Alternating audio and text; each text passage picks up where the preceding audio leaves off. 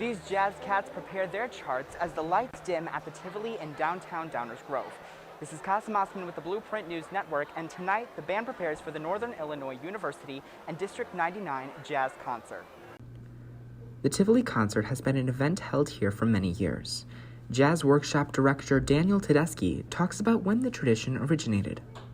To my knowledge, it's been happening for over 30 years. So the band directors who have been here before me and before Mr. Hensel have been doing this and connecting with Northern Illinois for a long time. Specifically, South has a strong tradition of having band directors who attended Northern Illinois University. Mr. Roselieb, who was the band director before myself, went there, and now Mr. Lowry is an alum as well.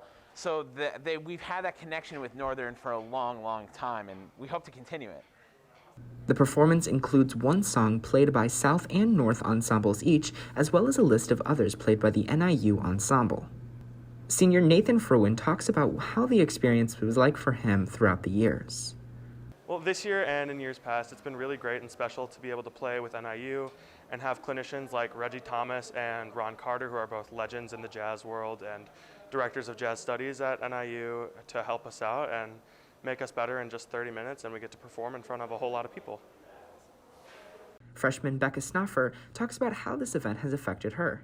It's super cool to play and then hear the other bands, but then listen to them, because it's cool to see, it like goes in order of like how good it gets, because they are really, really good, and it's kind of inspiring to like listen to them, and then when we go back to practice, we can keep it in mind. The event held District 99 Jazz Ensembles as well as NIU Jazz Ensembles. This has been Kassem with the Blueprint News Network, signing off.